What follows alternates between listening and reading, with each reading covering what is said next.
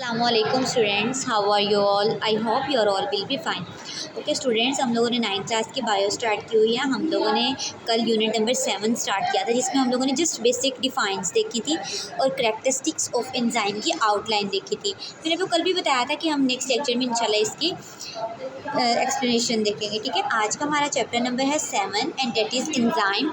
Enzyme वो substance होते हैं जो किसी भी बायोकेमिकल रिएक्शन को तेज़ करने के लिए इस्तेमाल होते हैं। ठीक है, हम लोगों का जो आज मेजर टॉपिक है, जो हम लोगों ने बेसिकली जो टॉपिक डिस्कस करना है, that is characteristics of enzyme, कि जो एंजाइम है इसकी क्या क्या खसूसियात हैं। ठीक है, इसकी सबसे जो पहली खसूसियत है ना बेटे, that is chemical nature of enzyme. हमने इसके अंदर एंजाइम की नेचर देखनी है कि एंजाइम किस नेचर का होता है। ठीक है बेटे, तो हमने देखनी chemical nature of enzyme. Enzymes है ना, वो that are protein in nature. ये हमने प्रोटीन के फंक्शन में भी पढ़ा था कि एंजाइम है उसकी नेचर प्रोटीन होती है, और मैंने आपको तब भी बताया था कि हम नेक्स्ट भी इस लाइन को पढ़ेंगे। तो बेटे, जो एंजाइम की नेचर होती है वो क्या होती है? Protein in nature. डेफिनेटली अगर प्रोटीन इन नेचर है तो प्रोटीन के अंदर अमाइनो एसिड का सीक्वेंस होता है, तो कंटेन 100 to 1000 अमाइनो एसिड। ठीक है, एक एंजाइम के अंदर 100 से 1000 अमाइनो एसिड मौजूद होते हैं। सेकेंड है बेटे इसकी करैक्टरिस्टिक्स, ग्लोबुलर स्ट्रक्चर। जो एंजाइम होते हैं ना, अगर हम लोग इनकी स्ट्रक्चर देखें तो इनकी जो स्ट्रक्चर होती है ना बेटे, ये 3 डायमेंशनल ग्लोबुलर स्ट्रक्चर होती है। 3 डायमेंशन ग्लोबुलर स्ट्रक्चर, ये ना MCQs के तौर पर भी पूछा जाता है बोर्ड में। ठीक है, नेक्स्ट है स्पेसिफिसिटी ऑफ एंजाइम। नाम से ही जाहिर हो रहा है स्पेसिफिसिटी, मतलब हर एंजाइम हर काम के लिए स्पेसिफिक होता है। ऐसे नहीं होता कि आप एक एंजाइम को हर काम के लिए इस्तेमाल कर लें, हर काम के लिए आपको डिफरेंट एंजाइम इस्तेमाल करना पड़ेगा। ठीक है, इस नाम से आपको जाहिर हो गया स्पेसिफिसिटी ऑफ एंजाइम।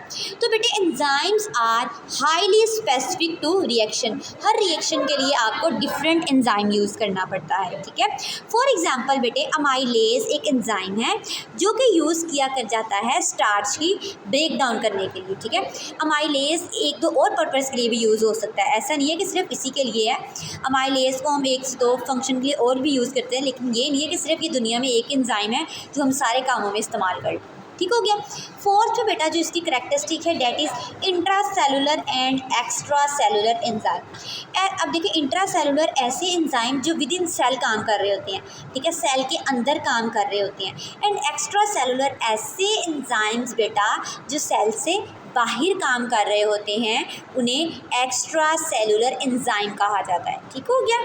सेल के अंदर काम करते हैं। Extracellular enzyme secrete outside the cell, ये बाहर पर सिक्रीट होकर अपना काम करते हैं। ठीक हो गया। नेक्स्ट है बेटे हमारे पास पांचवी इसकी जो करैक्टरिस्टिक्स है, that is cofactor of enzyme. Enzyme का बेटा जो कुछ पोर्शन होता है ना, जो इसका एडिशनल पोर्शन होता है, वो नॉन प्रोटीन मॉलिक्यूल्स होते हैं। तो जो नॉन प्रोटीन मॉलिक्यूल्स होते हैं एंजाइम के स्ट्रक्चर में, that are called cofactor of enzyme. तो यहाँ से ये शॉर्ट क्वेश्चन बन सकता है, what is cofactor and how many type of cofactor? Prosthetic group and coenzymes are the types of cofactor. Cofactor क्या है? Additional non protein molecule to be full active. ठीक है, नॉन प्रोटीन पार्ट है बेटा जो कि काम कर रहा होता है, एक्टिव होता है, तो non protein molecules called cofactor. अब बेटा, कोफैक्टर में 2 ग्रुप्स होते हैं, 2 groups, prosthetic group and coenzyme. अच्छा बेटे, प्रोस्थेटिक ग्रुप और कोएंजाइम में डिफरेंस बड़ा इंपॉर्टेंट शॉर्ट क्वेश्चन है बोर्ड के लिहाज से। प्रोस्थेटिक ग्रुप क्या होता है बेटे?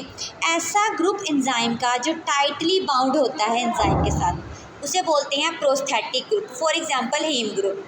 नेक्स्ट है कोएंजाइम। कोएंजाइम एंजाइम का ऐसा ग्रुप होता है जो लूजली बाइंड होता है एंजाइम के साथ, जैसे कि विटामिन्स, जैसे कि न्यूक्लियोटाइड्स। ठीक हो गया। 6 करैक्टरिस्टिक्स है बेटे एंजाइम की। Enzyme action in complex metabolic reaction. ठीक है, तो वो कह रहा है कि ये नहीं है कि इंसान की बॉडी में एट अ टाइम सिर्फ एक एंजाइम काम कर रहा है, मल्टीपल एंजाइम काम कर रहे होते हैं इंसान की बॉडी के अंदर। ठीक है, जैसे कि multiple enzyme work in sequence to carry out a series of reaction. ठीक हो गया। नेक्स्ट बेटे 7th पे जो हमारे पास करैक्टरिस्टिक्स है एंजाइम की, that is use of enzyme in different industries. ठीक है, डिफरेंट इंडस्ट्री में डिफरेंट एंजाइम को यूज़ किया जाता है, जैसे कि food industry, paper industry, biological, detergent and fermentation industry.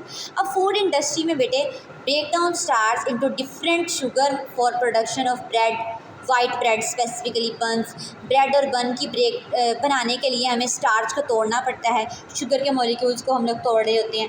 Paper industry में भी हम स्टार्च को डिग्रेड करते हैं टू लोअर इट्स विस्कोसिटी, ताकि उसे पेपर में कन्वर्ट किया जा सके। बायोलॉजिकल डिटर्जेंट में भी हम प्रोटीएज एंजाइम को यूज़ करते हैं। प्रोटीएज एंजाइम को किस लिए यूज़ किया जाता है? हमारे कपड़ों पे दाग लग जाते हैं, ठीक है। Use for removal protein stain from cloth. कपड़ों पे स्टेन का मतलब है दाग, कपड़ों पे जो दाग लग जाते हैं उसके लिए जो केमिकल यूज़ किया जाता है डेट आज प्रोटीएज, और प्रोटीएज क्या है? एक एंजाइम है।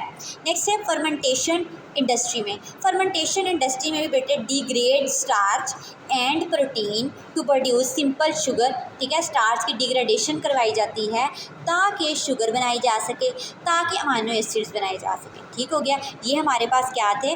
डिफरेंट इंडस्ट्रीज़ में एंजाइम का यूज़। ये आज का हमारा लेक्चर था। ठीक है, इस लेक्चर से रिलेटेड अगर आपका कोई क्वेश्चन हो, अगर आपकी कोई क्यूरी हो, काइंडली वो आप लोग कमेंट में राइट डाउन कर दीजिएगा। Okay, thank you so much.